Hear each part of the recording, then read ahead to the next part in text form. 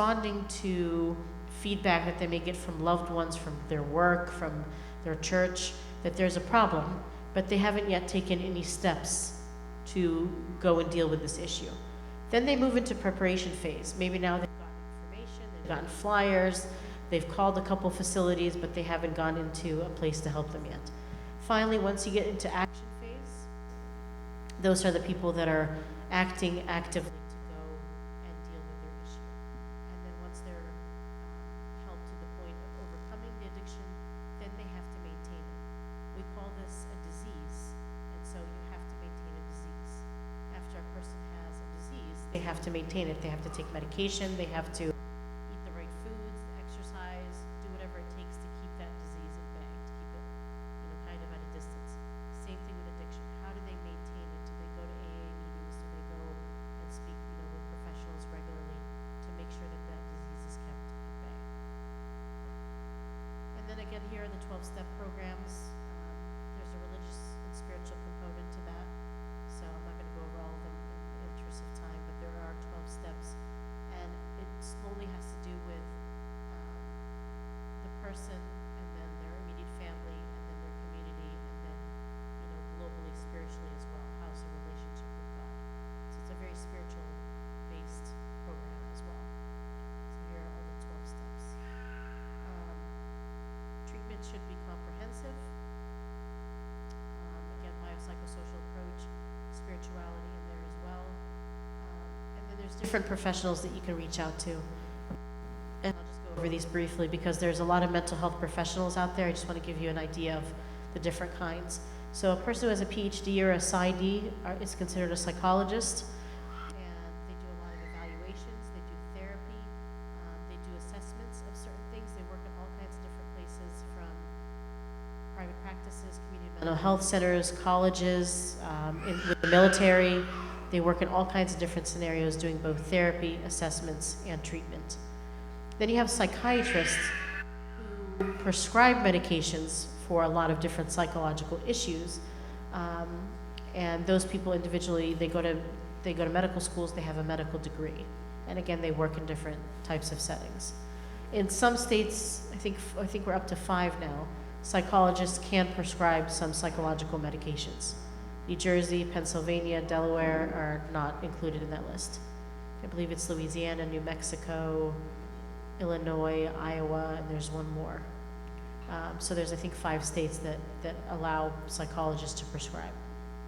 New Jersey is not one.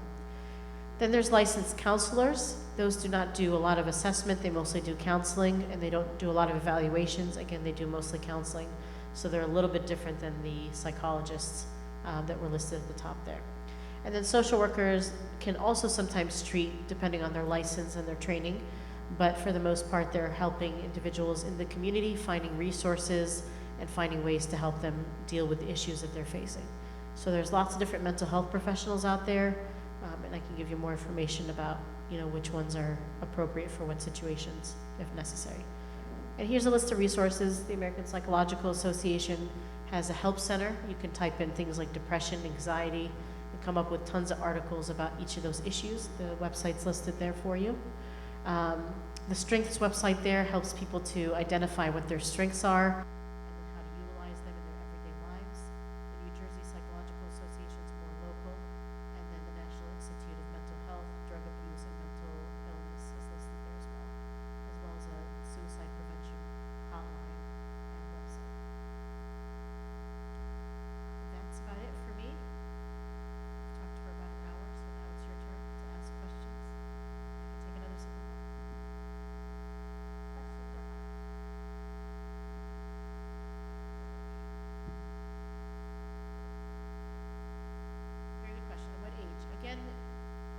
they're probably experiencing some sort of questions at some point.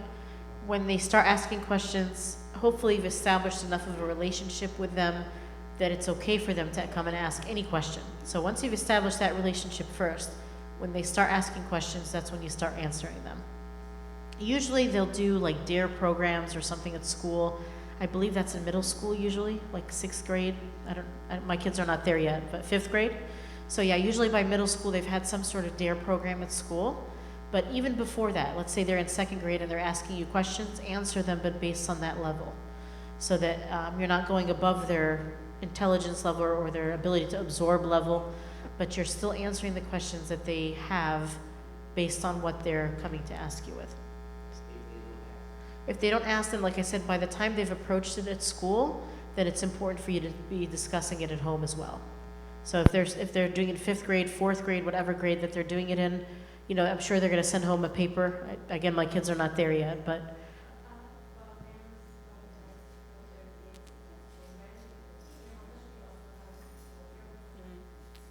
again, the education is important for prevention, okay? And you have the opportunity when those papers are coming home from school saying, do you agree to this program? You now have the opportunity to talk about your values and your beliefs and as well as some of the questions that they may come home with.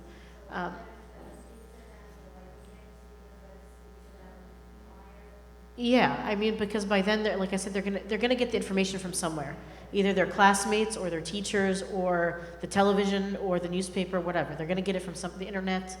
They're gonna get it from somewhere, and if they're curious, they're gonna keep looking. So, once they start asking the questions or the school has approached this issue, then talk about it from your perspective as well. So you can talk about your cultural values, your religious values, those kinds of things as well. But again, because of the education, we're seeing numbers go down, not go up. Obviously, in areas where there's poverty and crime and things like that, it's a little different. But generally, we're seeing the numbers go down because of education.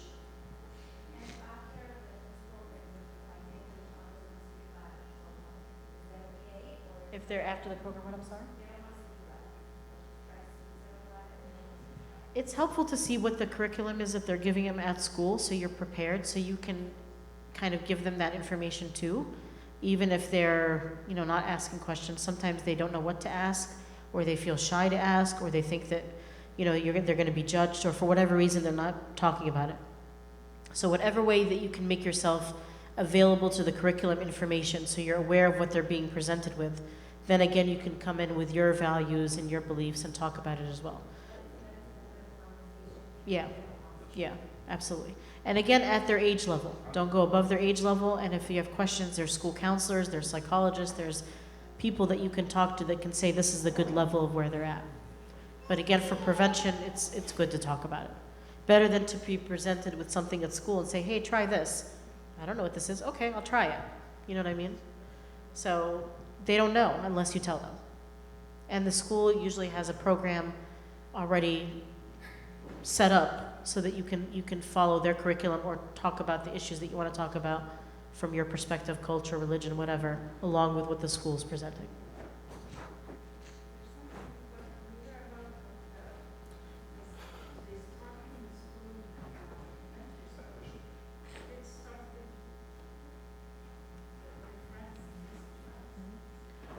And my kids are observant. My kids, for example, they'll say, oh, we've told them about smoking. The simplest thing is smoking. Oh, we saw so-and-so smoke. So they're observant. They're aware of what's going on. My kids are 7. So they're still observant to these things. As soon as they start asking questions, they already know something. So it's better to give them some information based on their age level, their grade level, their knowledge base, than nothing at all. Yeah.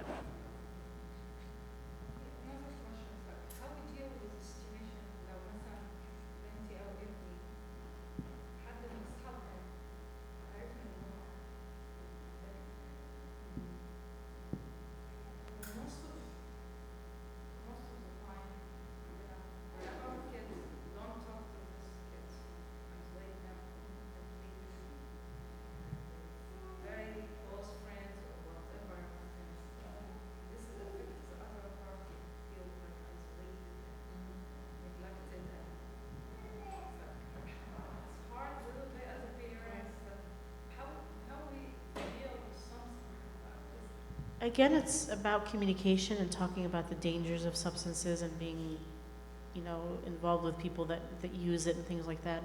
If you're close to the other family, you can see if they need help, they need resources, they need people to talk to. Again, so you don't make them feel isolated. But at the same time, it's about communication and being open and saying these are the dangers of substance use. And if you're interacting with people, you're more likely to use yourself. And so, you know, giving them that empowerment and that decision without just ripping them out away from their friend, and then they feel like they've lost their friend and their friend feels like they've lost them. It makes the situation worse. So again, education and communication is really important as well, because it helps to at least have a dialogue about what they're feeling. You know what I mean? So that's really important as well. Other questions?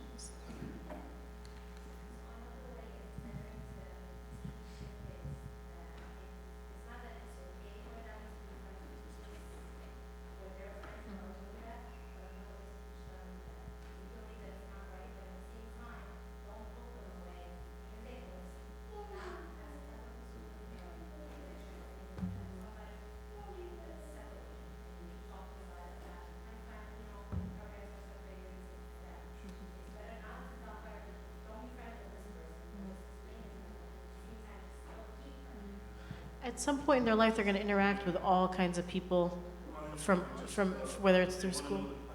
Oh, instead of pulling them away from their friendship, is it better to say, to talk about that, whatever's happening, that relationship, the drug use? In this case, it was a separation, or do we just pull them away from that friendship?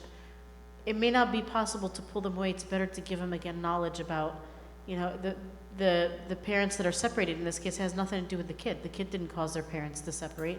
And even still, people need support whether they're separated or not. And we don't know the circumstances that caused the separation. So we don't know what's going on there. So to just rip them out of it without talking about the actual situation is not good. But also we have to make sure their safety is there too. So if you think they're going to go over there and start injecting things and needles and diseases and all kinds of stuff, obviously put a stop to it. But also not to a point where we're just ripping them away from people without talking about the situation. I'm a big advocate for communication and talking and talking and talking. Talking more is always better than talking less. Always. When people come to me and they say they're fighting, it's better to actually fight and get it out there and then talk, obviously respectfully, but at least it's out there. You're talking more, not less. Always talk more. Okay? So ripping them just away with no explanation of what is happening is not good either. They could go seek out that friend behind your back, you wouldn't even know, especially the older that they get. So talking is more important about why it's dangerous or why you don't approve or why you don't like these friends or whatever. You obviously want them to be around good influences, and they shouldn't be in dangerous situations. But talking is really, really important.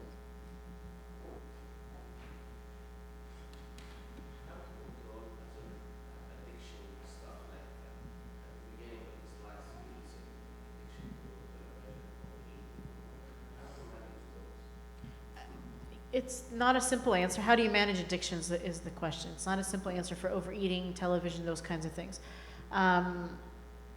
It's not an easy answer because, again, we have to see the root of where it's coming from. Most people are doing it to escape, so maybe the food feels like comfort, or overly watching television feels like I'm escaping from the responsibilities that I normally have. So understanding the root of it is really, really key.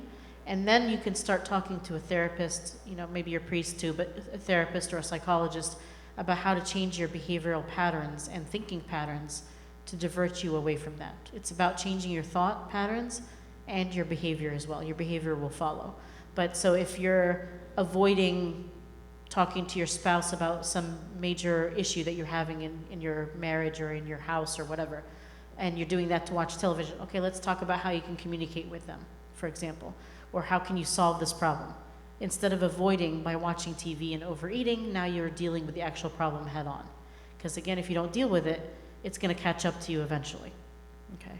So we have to figure out what the root is and then deal with changing thought patterns and behavioral problems and communicating more and all those things that come up. Yeah. Good questions.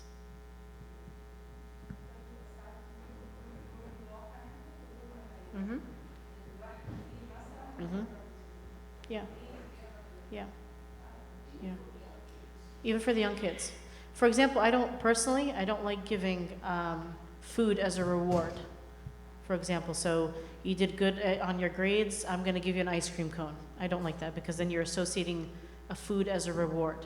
I would rather spend more time with you and take you to the park and play a board game with you that's your reward, okay? Even maybe buying something small, but I don't want food to become the reward. So because that fosters that technique of, oh, I did something good today, I deserve, a pizza after work or something because I had a hard day at work, okay?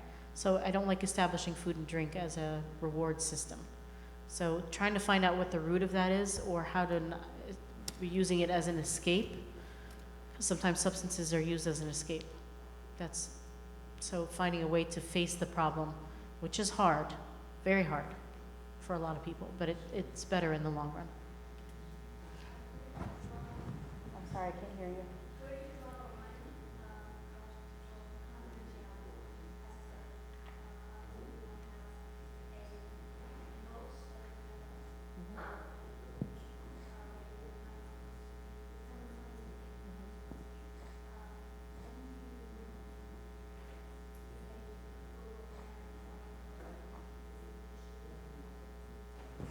That's a good question. So the question is, where do you draw the line with confidentiality? I'm going to give you the therapist answer because that's where we come from, and then let's see if we can apply it to the spirituality part or a servant's part. So from a psychology perspective, there are limits to confidentiality if the person is going to harm themselves, harm somebody else, if there's abuse suspected, or if there's a court order requiring the information.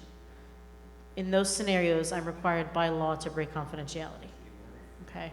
And I've done it under supervision before where I've had to break confidentiality for one of those reasons. If a person is over 14, at least in Pennsylvania where I work, they can sign for therapy for themselves. So their parent doesn't ever have to know that they're in therapy. They come in, they sign for themselves. The parent may still find out due to insurance, okay? But let's say this kid is able to pay for it on their own, the parent will never have to know, okay? Between those two answers, I don't know if this answers that question.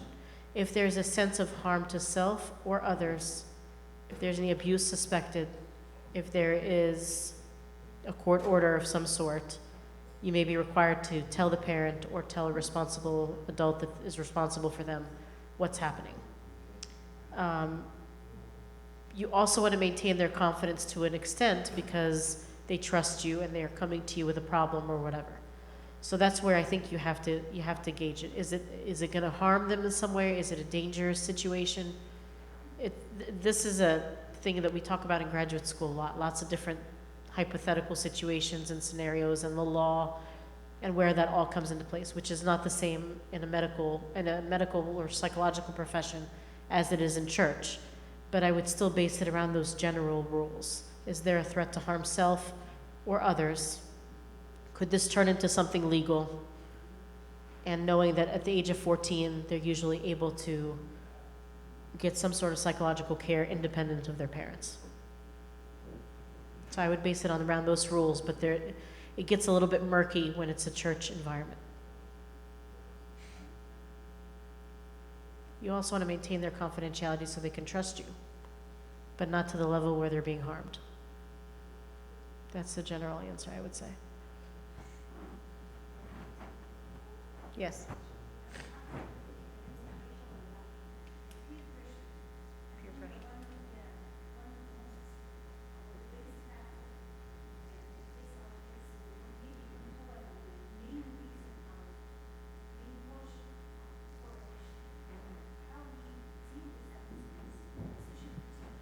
So we sort of kind of addressed this with an earlier question about when do we talk to our kids about this.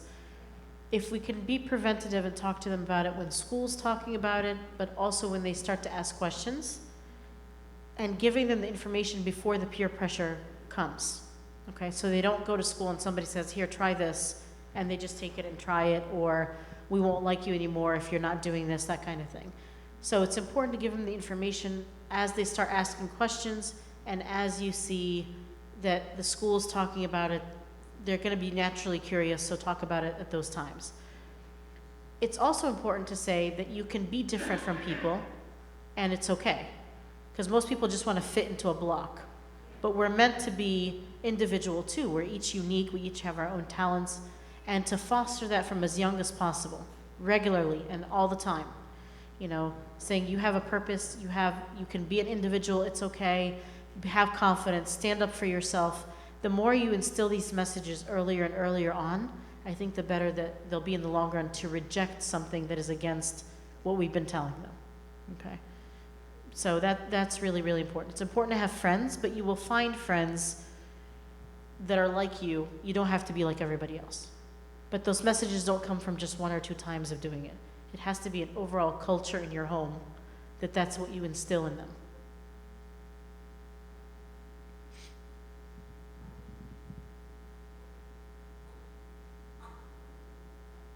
Yes.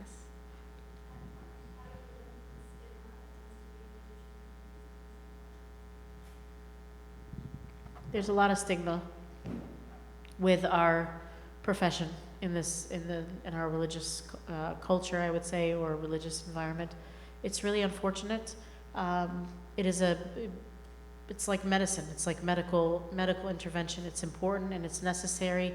And if it's pushed, I think, from the clergy, I think that's a little bit easier to swallow. Psychology, more than ever now, is embracing religion and spirituality. There's an entire division in the American Psychological Association dedicated to religious and spiritual issues in psychology and counseling and those kinds of things.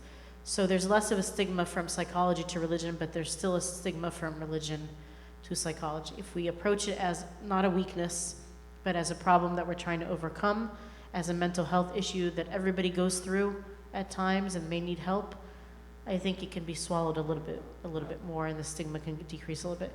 Stigma is still an issue generally in terms of psychology, but definitely more so in our culture. And the more that we can push that it's not a weakness, but another issue that we can overcome together kind of thing, I think the better the people will approach it. I hope, at least. Anything else?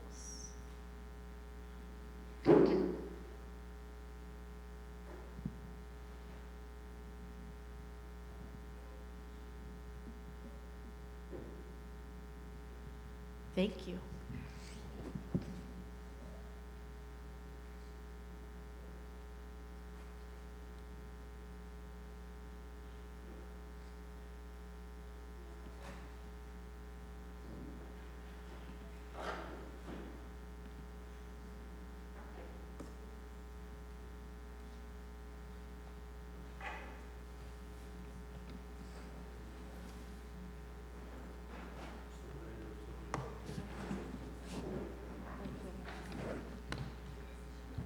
شكرا دكتورة كريستين على تعبها، وهي جت كتير معانا كذا مرة هنا في اجتماع السيدات واجتماع الأسرة، بنتعلم منها، لأن الحاجات دي بصراحة مهمة جدا في الجو الصعب اللي احنا فيه، واللي كل يوم بيزيد صعوبة عن يوم اللي قبل. ربنا يعوضك كل خير يا دكتورة. دلوقتي هننزل تحت فيه الغدا. هتغدوا ولا لا؟ لا طبعا، مش كده؟ وبعدين هنرجع هنا تاني في ديسكشن. نعم، في شريمب وفيش. أهلا وسهلا. والحساب على حساب مين ده بقى إن شاء الله؟ هننزل بعد كده في ديسكشن بعد ما نخلص، مش تهربوا. الحساب خلاص زي ما قالت منال، احنا موافقين. اتفضلوا نصلي أبانا الذي وننزل.